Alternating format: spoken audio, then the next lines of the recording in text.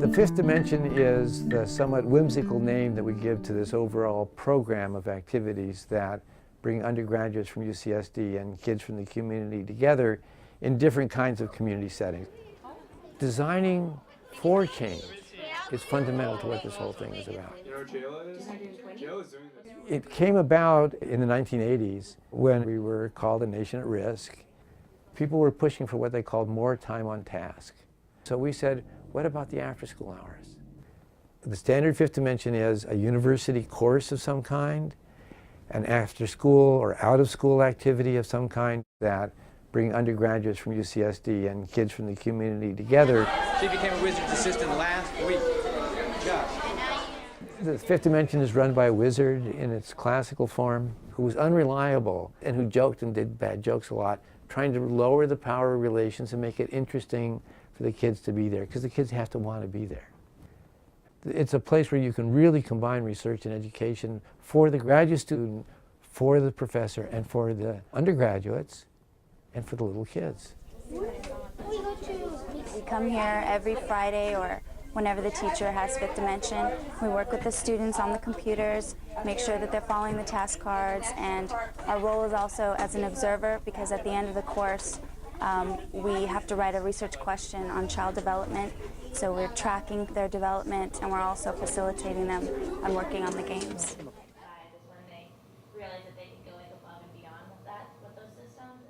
It's very hard to get people to understand how much the university is getting from the community by them allowing us to come down there and providing the amount of structure they do.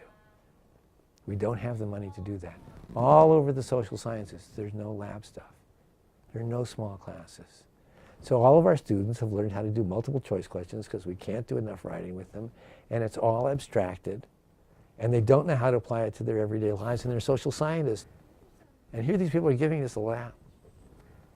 One of the things that anybody who views this video will notice is that the conditions at the Torrey Pines Elementary School, where it runs from 12 o'clock to 3:30 on Wednesday afternoons, is quite different than it is at Urban Discovery Academy, which is at a school after school 4 days a week, or as it is at Town and Country Learning Center, which is in the middle of a housing project. And they're all busy. Nice. The activity and its context are always constituting each other. So it's very hard to prove that participating in the fifth dimension is what led to a kid doing better in school, because you have no control group. But the parents believe it. The local institutions, they don't think that they did it. So we began to really study the longevity of these things. What is it that makes for a good relationship between the activity and its setting?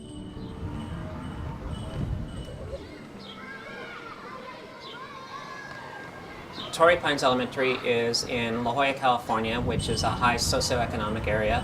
We are literally 2 minutes away from the coast, and we sit high on a bluff near UCSD, and we can actually see the ocean from our parking lot. In 1995, I was part of a group of parents dissatisfied with the type of education at the school. It was very traditional, it was one size fits all, and we wanted to change the pedagogy in the school. We were just interested in trying to enhance the curriculum at Torrey Pines, and we were looking at all sorts of different ideas and learned of Mike Cole's Fifth Dimension program. You get to play with computer games, and they're not just fun, but they're educational. And they teach you about math, social studies, and practically everything, even how to fold a plane. We contacted Mike Cole because we knew he had a program to work with elementary students, and he agreed to set up a pilot program in the school. He was used to working in after-school programs, so this was an experiment for them. It was the first time that they ever tried their program in a public elementary school. Originally, the design of the program was that all students participated in Fifth Dimension, and we had I had 9 computers all in a row along the windows. The challenge was to have all the kids interact in partnerships, I'm sure like they still do. Because then that would take almost like an hour. What does this one go? Wait, hang on. You gotta turn it like this. Wanna try?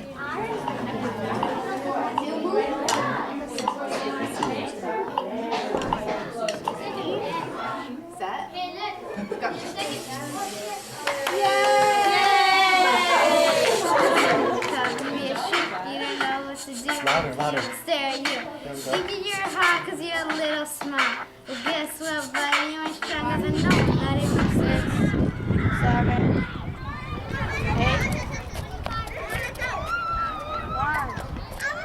8. When I first arrived as principal at Torrey Pines in 2002, the Fifth Dimension program was part of our instructional day. It was taught to both 4th and 5th grade students, and every student had access to the program. I realized that we really couldn't devote the time to the Fifth Dimension program because there were too many things that had to be taught at those grade levels in California. So I worked with UCSD to transfer to an after-school program, and we looked at which children would most benefit.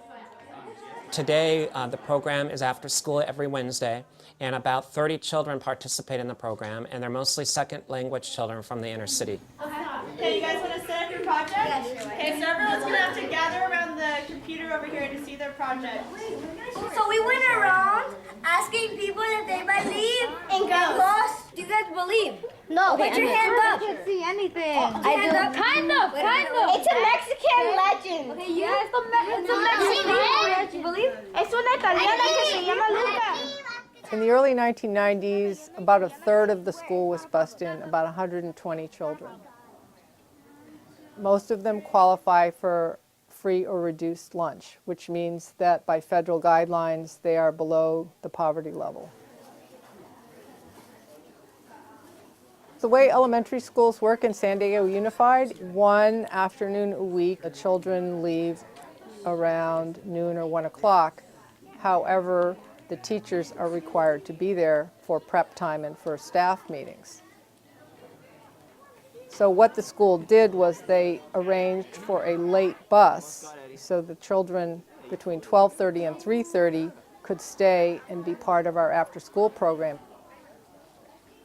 We were allowed 3 hours of contact time with the children, and the kinds of bonds that developed were much more deep and lasting and important to those children and to the undergraduates. My biggest concern was how would the teachers react to me taking that away from their instructional day and making it into an after-school program. When they saw us redevelop the curriculum around the needs of the children that struggled in these teachers' classrooms, I think it really convinced teachers. To follow in order to overtake, capture, or to chase. Pursue. All right, good. All right. You got a point. Over 2 or 3 years, they started to see the increase in their writing abilities, participation, and then on their state testing. Okay, we're going to write this, Bill, guys. All right, I'll get them to you guys later. All right. What else can you write? Using those words. This course really is kind of what paved the way for my passion in life. I kind of was going through the system not really knowing what I wanted to do. In these big lecture halls, I felt no personal connection to anything that I was doing.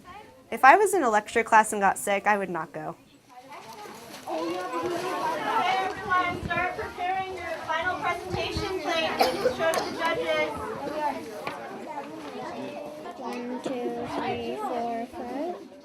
I got involved with Torrey Pines as a psychology major through a practicum course.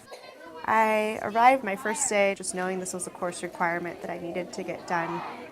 I guess since I wasn't there for the first class, there was someone left that was deemed a difficult child.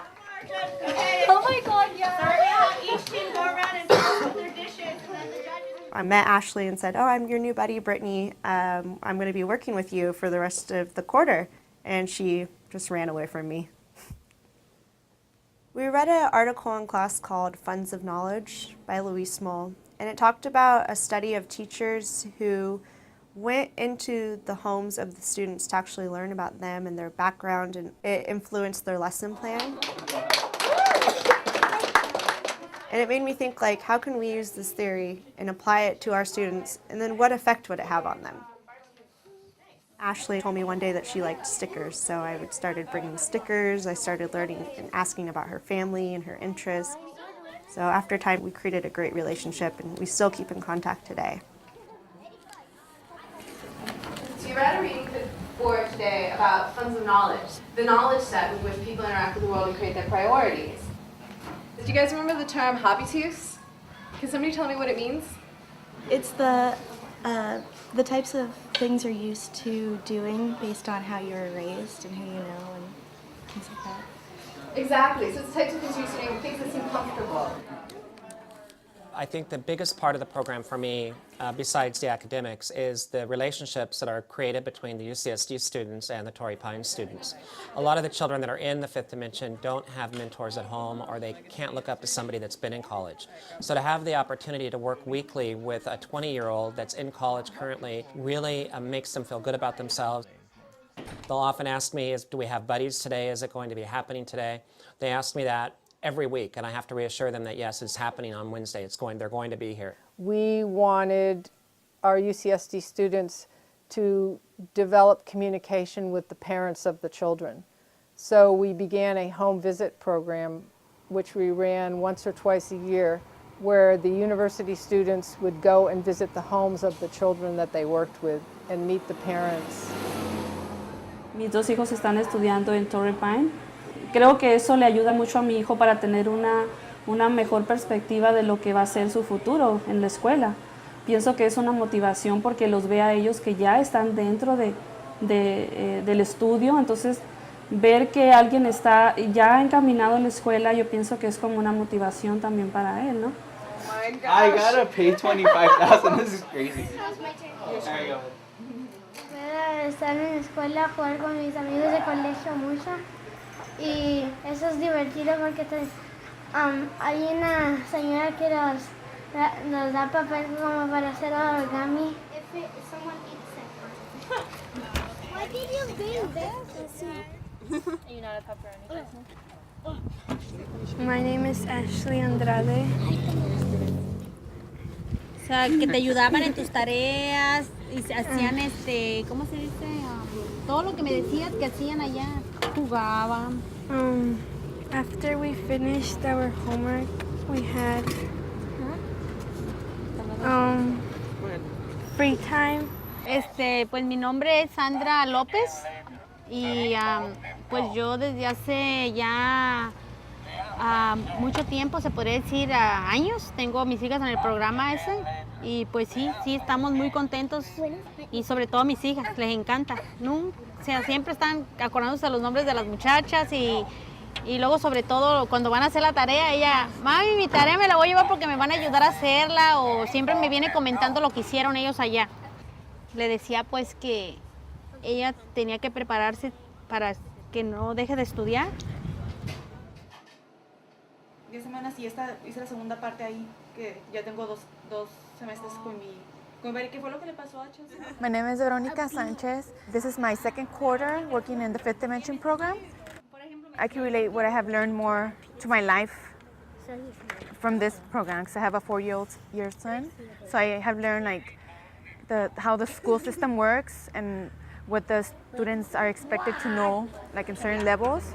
So I think that's been very helpful for me because I could apply it to my life. So he returned to give them the treats and they were gone. And you got first. When I got here, my mission really was to create a great neighborhood school for the neighborhood children to go to. That's my philosophy, and that's the way public ed should be at every school. We are currently the #1 school in all of San Diego County. The Torrey Pines Elementary School Fifth Dimension program lasted for 15 years. It finally died. The main problem was that more and more children from the neighborhood wanted to go to the school, and those children basically squeezed out the bus children. We at UCSD felt that the bus children were our priority, and we decided not to continue the program. once the numbers fell below 20 children. As of this past year, there is no more busing at Torrey Pines Elementary School.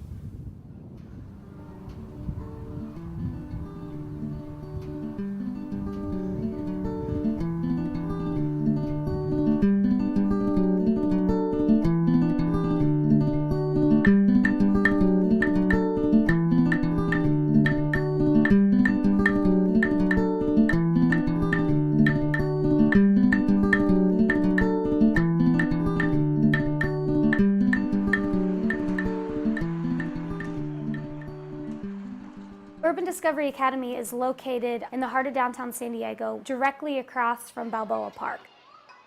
We are a K-8 charter school, and we started in 2008.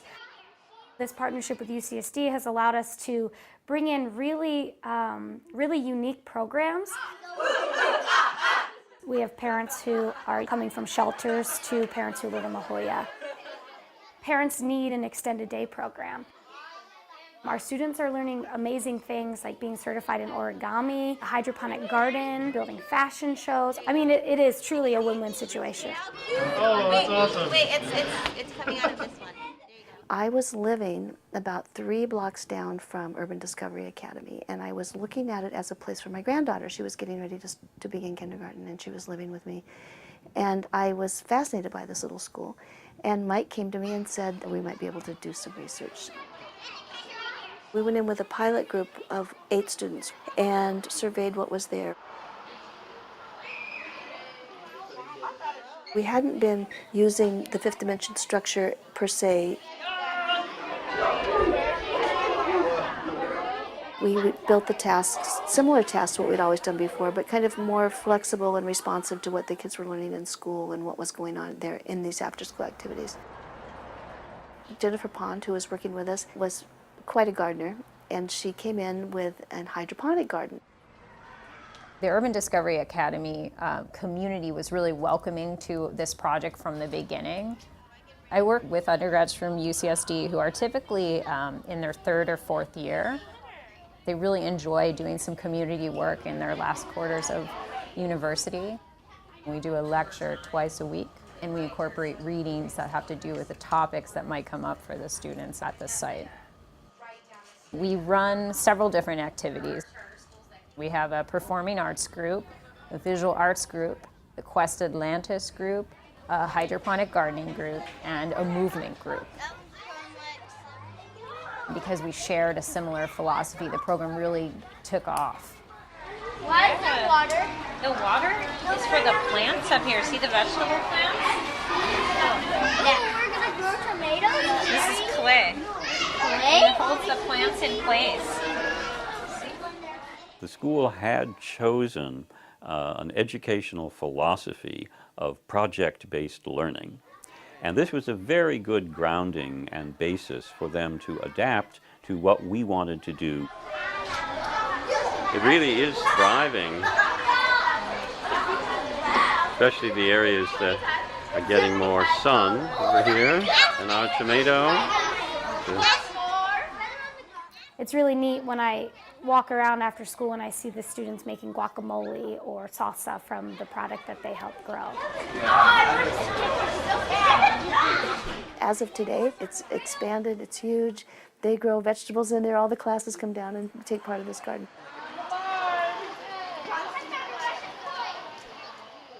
Our relationship with UCSD has been a complete blessing. Are we mummifying it? Oh yeah, we're mummifying. The UCSD undergraduates have been a vital part of our school now. We've had them here for 2 years. A lot of our students have never met somebody who's gone to college or doesn't know that they could possibly be a college student. They really do form significant bonds. Our trimesters don't always line up with UCSD's semesters, and I think it's like a 2-week overlap where the UCSD students aren't here, and our kids that are in extended day are they ask every day, when are they coming back? When are they coming back? How long is it going to be? So I have undergraduates that are coming in that are terrified. They've never been around children, some of them, never worked with children. International students where English is maybe not as good as they would hope. Hi, bye. The first day they arrive, the kids come running up and grab them on the leg, claim them for themselves, drag them off into the activities, and it's because they have this trust and this understanding of what an undergraduate child relationship should be like. So once you get these set up, once you get the relationship set up after the first quarter, it happens so naturally that it surprises everyone.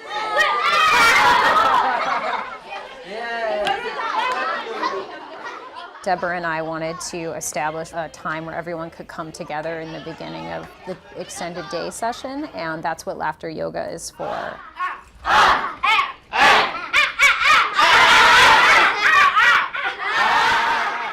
Laughter yoga was an important sort of transition activity. The kids, first of all, needed to blow off some steam.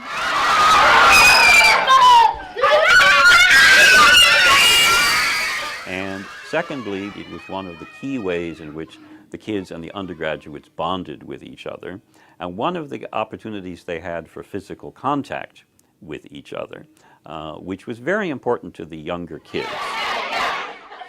Then there would be a small whiteboard on which were written by the undergraduates the list of the day's activities. And the kids would make their own free choice as to which of these activities they wanted to go to. I was interested in issues of play and learning, especially using computer games. Quest Atlantis is an educational learning game. Oh, there's an army of mermaids. Yeah. They were willing to give us the rights to use this game and try it out if we found the right population of kids, and UDA looked like the one to try. Quest Atlantis was a wonderful program for us. It allowed us to capitalize on the fact that there were a lot of little boys and some girls who wanted to spend all their time on the computers and playing computer games.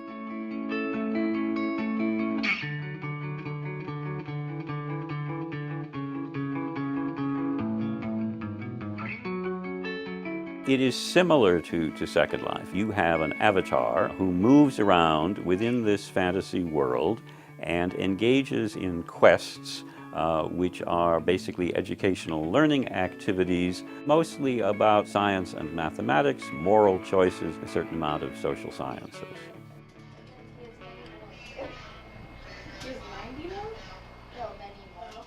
One of the things that it's possible to do in Quest Atlantis is for the participants, the players, to actually create their own spaces within the world.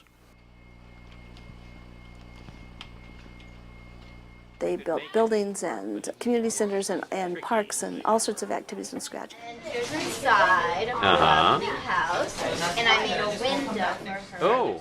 One of the kids who became very adept at building would build houses for her friends. And I'm getting her a jacuzzi for her back. There's a view of my treehouse. Yes. I love that treehouse. I love the swimming pool and the treehouse. I went inside. And then she would go off with her friends into other virtual worlds where they would find objects to decorate these houses, including like furniture and refrigerators and pianos and people and animals and pets. This is Seamus's place? Yeah. And they would then copy the codes for those and bring them back and decide how to place them around within the new virtual world houses in their own village. And this became extremely popular with many of the kids at UDA, who were in fact a lot more interested in building their own world than they were in playing the official world. You're wearing the hat from the Frankenstein world. What if they shoot in the face? Are you still doing that? Have you finished the Frankenstein? I'm just building now. Yes. No, it's good. So I like the building that you're doing. Can you tell me about what you were doing in Build World? Okay, so I usually build things, like I build houses for different people. Who have you built for? I built for Dagger, Christiana, Raquel, Thomas, his brother. What have you gained from helping everyone in QA so far? I gained a lot of skills with building and stuff, I guess, and architecture and design. Is that something you're interested in? Yes, very much. I want to be an architect or interior designer. You know, the way it's meant to be played, you know, I can't really see how a lot of these kids would want to play in their spare time.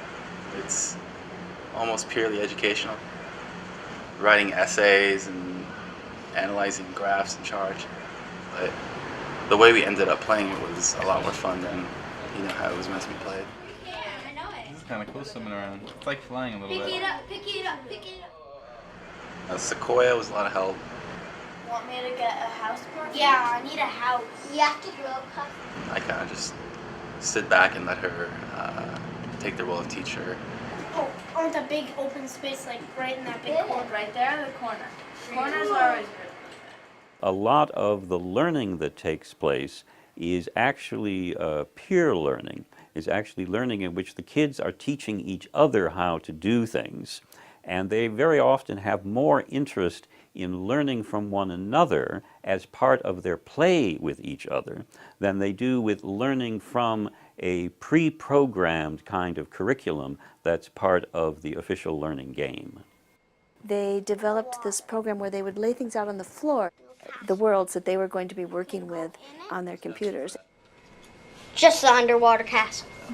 So they're interacting on two levels. They were interacting between each other, one-on-one, and they were interacting in the virtual world.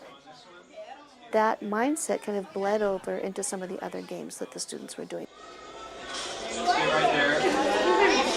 And then, Dustin Malcolm was a pilot. you're going to take off whenever. He was a senior here. Now, so you see, this is where your course is. So wherever this points is where you need to go. And he came in with a flight simulator. So this is your attitude indicator, and that tells you how level you are with the ground. And some of the students got really excited and involved with this. You're gonna level out when you're straight. Whoa! There you go. You gonna roll all the way? Can you do it before you hit the ground? Up, up, up. Which computer do you want to play? Yoke! No, actually I wheel so. Nobody else is for another 5 minutes. We really didn't know what to do with it after a while. It not only left the computer screens, but it left the computer room. They would set up a desk, and they had their computer screen on the table, but more importantly, what was going on the computer screen was projected in a large screen in front of them. Using cardboard refrigerator boxes, they built a cockpit.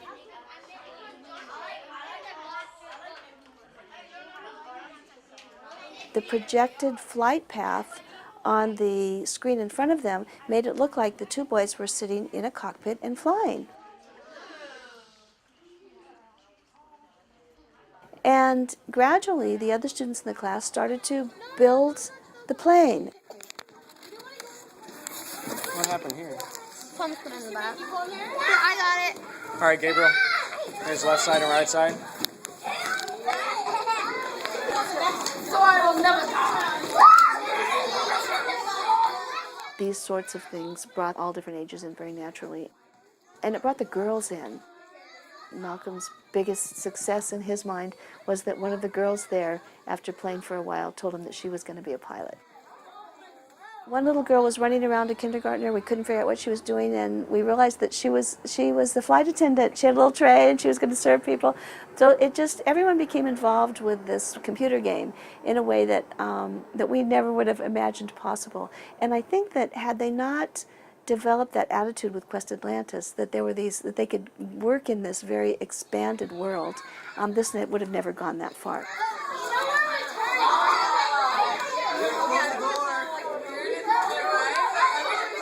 I really can't imagine what next year's extended day would look like without this program. I mean, I think it would go back to being what it was, which is just an hour of homework time and then some board games or maybe free time in the computer lab, which is, you know, it can be much better is what we've seen, and the kids can learn and grow so much from it. So we were very lucky and fortunate to be chosen as one of the schools for the program. The program was working really well, but the students, the income level for the group, the average income level, we don't have 51% free and reduced lunch students. It's a little below that, and for that reason, it didn't qualify for some of the funding that we were using, and the Quest Atlantis project was over, and so we weren't getting funding from those areas. The project at UDA came from a pool that was also funding other sites. In addition to that, as far as our particular research project was concerned, we had probably reached the end of the sort of two initial phases of what we could learn.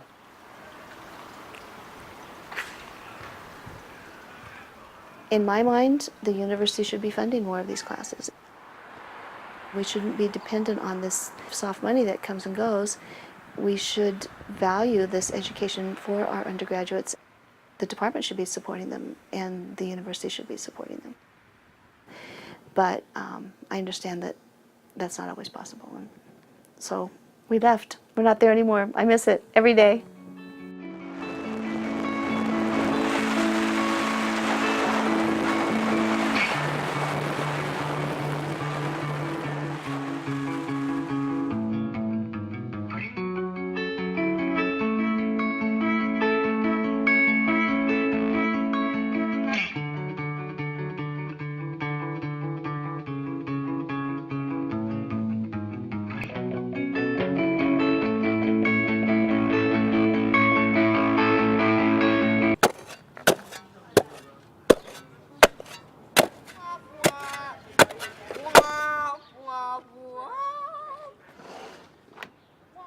This is our time capsule, and this is my assistant, who is,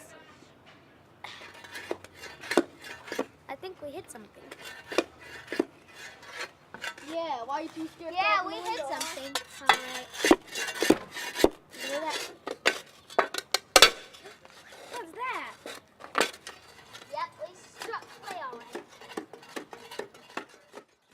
So Town and Country is a HUD-subsidized apartment complex, 20-odd miles from UCSD. This was the first community in about 30 years that was an African American community into which LCHC was invited. The Learning Center is made out of 2 apartments that were joined together. The wall between them was torn down, and that's where Miss Beverly works. Nice. And this is my baker today, yes, son. We really couldn't foresee what the challenges would be because we've never really collaborated with a major university before. The collaboration just could not have come at a better time. I had already established a really good relationship with the community, the children here, I knew them well. I've always had big dreams for my kids, and there was a lot of things that I wanted to do with them. And because I was the only paid employee in the building, there was no way possible that I could possibly get all of the activities done. A colleague of mine, Diane Baxter, who's head of the education program at the Supercomputer Center, came to me one day, and she said, would you consider starting one of your fifth dimensions with this organization downtown? And I said, yeah, how are my students going to get there? In the afternoon? Traffic's horrible. Can't do it. We discovered something really odd. If you leave UCSD at 3:30 in the afternoon and you drive to Town and Country, you'll be there in 20 minutes. There is no traffic. If you try to go at 4:30, can't do it. This is localization. Because of the funny traffic pattern, we could actually do it. Then there became the problem of me going into black community. I was very sensitive to what this was all about, so from the very beginning, we did not go in with a program. Bye-bye. This is everything that we can show you. It's actually 2 apartments, so we could never even run a fifth dimension at Town and Country because the physical spaces wouldn't allow you to do it. Town and Country was a community center. It wasn't just an after-school center. So we had kids from kindergarten to even college going there. We had adults from the community going there. So we couldn't monopolize the space. We had to be flexible. I decided that as a coordinator here alone, I had to separate the kids according to their ages in different clubs. So I formed a teen club. I formed a Ladybugs group because I had a bunch of little girls around here who were just real catty and everything. And newly formed a Kings group, and that's just all boys who are the same ages as the Ladybugs. So the Ladybugs are 6 to about 12 or 13. Teens start 13, sometimes like 21, 22 years old. Those groups were established prior to the collaboration with UCSD. Well, I was at Town and Country in the very beginning, taught the very first few classes there.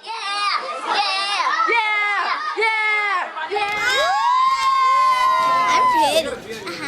1, 2, 3.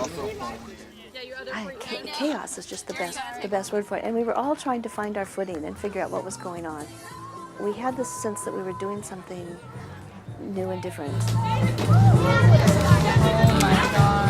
It was very easy to become emotionally and passionately involved. I started to find computer games that the kids could play, and we worked out a homework routine. We designed things together. Dripping like water, Snoop you want 'em, Dogg. I got 'em. Dripping like DPG. water, you want 'em, I got 'em. Dripping like water, Goldie you Low. want 'em, I got 'em. It's really small. Yeah, but wait, click on it anyway. So, what is really in a light bulb? What do you think? A light bulb is wires and oil. Okay, let's find out what's really inside.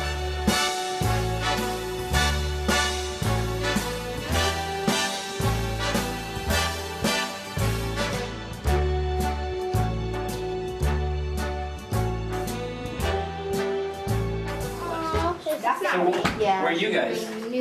We're right here. No. Right here. I think you're right there. Right there. Yeah. Yeah. Oh wait, you're moving away. Where'd you go? Where'd you go? Recording. Hi, our name is Delaysia Jackson, and we are on the cooking channel. We will be learning how to make California rolls today. But before that, I'm going to tell you the most common foods for California. They are walnuts, garlic, figs, and avocado. So when you multiply 2 and 25, does it go on the second row? And we just grew this sort of common hybrid mini culture of ways of doing things, which exists to this day, and it's very uneven, and you don't always understand each other, and but you, after this many years, you really trust each other. We have 10 weeks per quarter, and most of these students are new to the site. We're there 2 hours Monday through Thursday, 8 hours a week. And then there's the fact that it's predominantly Asian and Caucasian students that are traveling from UCSD. If you read the field notes from the first few weeks, especially from the first visit, it's about, wow, I didn't realize that we were going into a community that has so few resources. Another one that's very prominent is this kind of surprise. It doesn't look like a ghetto. Sometimes you see moments of tension around, for example, the kinds of cars that the students drive down there, or undergraduates walk in there with food and just sort of like eating by themselves and things like that, when there are some kids and families that struggle to have enough food on the table. And so there are those things that become points around which you can grow, but which are clear differences. But then the buddies and certain of the kids end up developing quite close relationships. The students who came here learned that the kids here were very open, that they wanted to know more about college, that they related to them well, they were very receiving when they got out of their cars, they remembered their names, and it kind of blew their minds a little bit. And the kids here, we've met students from all over the world, Japan and Australia. They hear about going to college all the time, but they never really met college students. So when the students from UCSD and the kids here were able to, have little conversations, they learned that those students were just like them, most of them. Some came from single parent households, some grandmothers raised them, and they were just regular people. So that match, kind of gave a reality to the kids that, hey, college is achievable. So Mondays are usually the days to sort of debrief on what happened the week before and to plan for the week ahead. We never feel community needs directly. That's why it depends on Ms. Beverly so much. And as part of that, Ms. Beverly calls in All that kind of basic stuff. How are you doing? You're on speakerphone. For tomorrow, Miss V, we're just thinking of doing kind of like organized games, like relay races, also possibly like Pictionary using the huge whiteboard. One thing I do want to recommend with tomorrow, that you separate them by ages. I really look forward to having you guys contact us again and let us know what kind of wonderful people you've become in the world. And don't forget about Town and Country, ever. Awesome. Thanks, Miss V. So we'll see you later and tomorrow. I've taken this drive twice a week for the past 6 years, in all 3 quarters and the summer. And honestly, going to the center, I was really nervous at the beginning and kind of intimidated. And now it just feels like home. And I've become so attached to the kids, and it's been so fun to see them grow. Most of them are taller than I am now, so. I was really interested in the environment outside of the center and what the kids kind of experience in their everyday lives, not just the 2 hours that we're with them. So I started working with nonprofits in the area. There are a lot of good people trying to do good work in the area, particularly around safety issues and gang prevention. Homework, the homework policy. I must admit, I am a stickler when it comes to homework.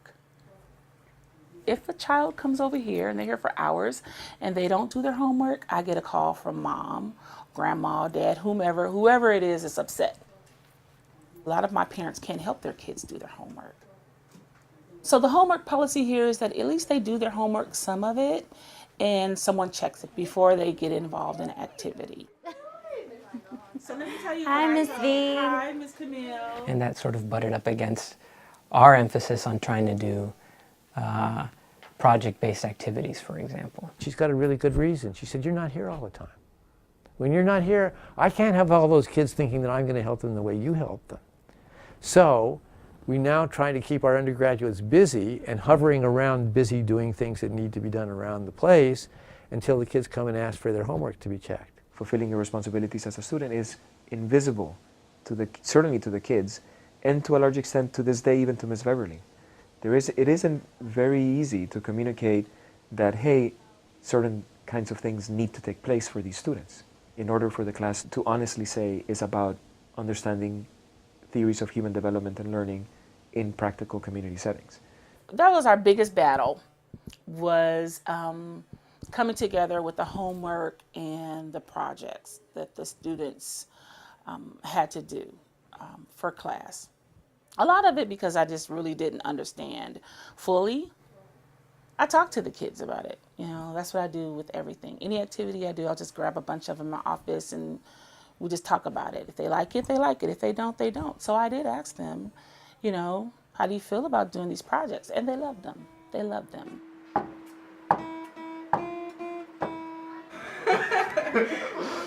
Okay. Try it again. 1, 2, 3. I was working with Ariel Anderson. I remember her name because we used to talk a lot and we actually keep in touch sometimes through Facebook. That one time around when I was taking that class, it was an independent project trying to teach her the basics of guitar. Was that right? That was okay. it. That was it. Okay. I took that class for about a year and a half, and then I kept coming back to visit the kids. I would get a group of friends, I would play Christmas carols, and also for Halloween, we did like a haunted house. And I think they still do it, but yeah, we started that. He showed me that I wanted to work with children. Probably my best experience at UCSD. I graduated as a human development major, and right now I'm working into getting into nursing school. So let's pretend the negative wasn't there. What would the answer be? I had to take a step back and really listen to the kids and watch them. And I noticed that those two together was a good combination because then the kids wanted to get that homework done really quick. They understood that that's what it took to be involved with the projects, or they had their mothers call me and say, okay, you know, little Johnny, little Susie can come to the center and do the projects, and Miss Beverly, I'm not going to pressure them so much with the homework. So the parents backed up, and so did I. We initially took the approach of seeing what Miss V was doing there and working with that first. So they would do cooking and taco sales, for example. They would cook tacos to gather money for the center. So that became a point where we said, well, why don't we start doing some cooking and just just for the kids so that they can eat and tie in issues of nutrition, of exercise, of science, and things like that. It has the connections to gardening. But at the same time, you end up cooking something, and then you take it outside, and everybody comes and gathers around and gets the food, tastes the food, enjoys the food. So it's sort of, it brings people together too. Professor Mike really implemented the healthy snacks. In the beginning, it was a little shaky. We didn't know exactly what the kids will eat.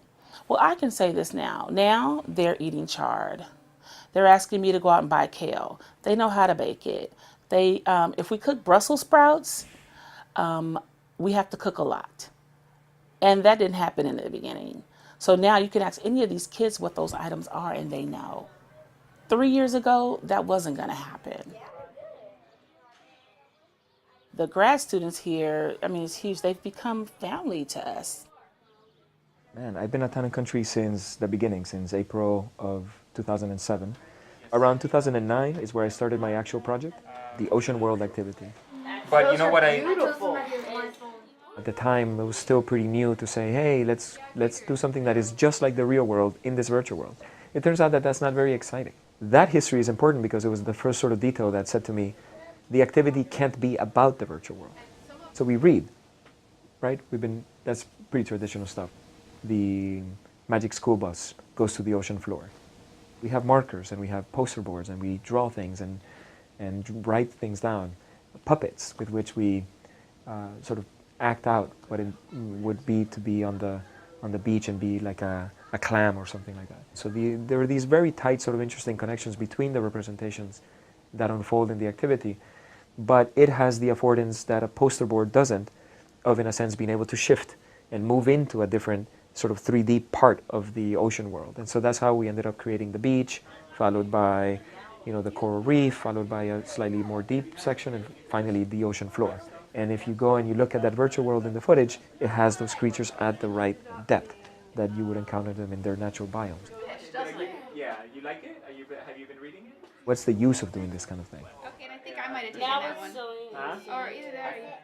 In a community setting with very low resources, pressures ranging from gang activity to lack of access to fresh food, police brutality and police harassment, having to walk back and forth to different things.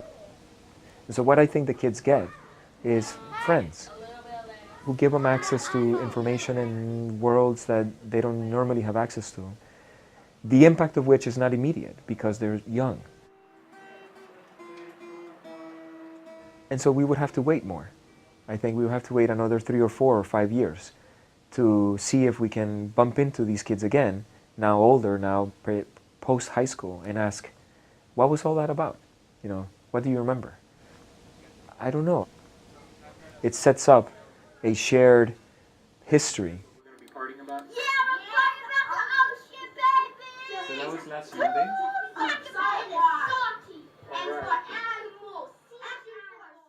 I remember how we studied under the sea and we studied like certain animals and like certain places in the sea and stuff like that. I can't remember a lot of it. That's like what I remember we took a field trip to the Birch Aquarium. But it was fun. But he's not here no more. He don't really come here, so we don't do it. I honestly don't know what they teach you, to be honest. Like, they come here, they help you with your homework. So I guess they help you with your skills better in like academics. And they help you better by getting along with others, and also they help you by interacting more. And what do you teach them? I teach them everything. So tell me what you're working on. A scrapbook for the learning center. I like how we do like fun activities with the buddies. That's the most one. The least one is probably doing homework, because I don't like homework. Do you think it would be a pretty different kind of place if the buddies didn't come? Yes. Yeah. Nobody would be here. Nobody would be here? No, because like when we have like a week or two before like the buddies come, like new buddies, nobody be here. I sure don't be here. but nobody beats here because like we only come for the buddies and for our homework. I definitely can tell academically that my kids are improving. When we started the collaboration, I had kids who would cry when it was time to do their math homework. Now we have a math lab. Now it's fun. I can't explain it, but I don't have anybody crying about math homework anymore. And I see the report cards. So there's a big difference with the grades in math now than 5 years ago. If there was a way that we could just push a button and say this can happen forever, I would push the button all the time. My only end that I want to see one of my kids go away to college, get a degree, come back and take my job so I can go and do something else.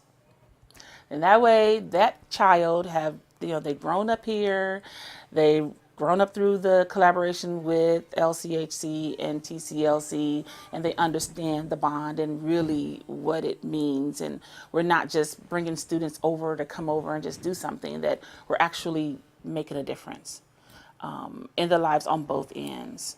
I mean, the kind of education that the students are getting from UCSD, you can't get that in a book. I mean, this is like live and hands-on, and they've seen some pretty interesting things.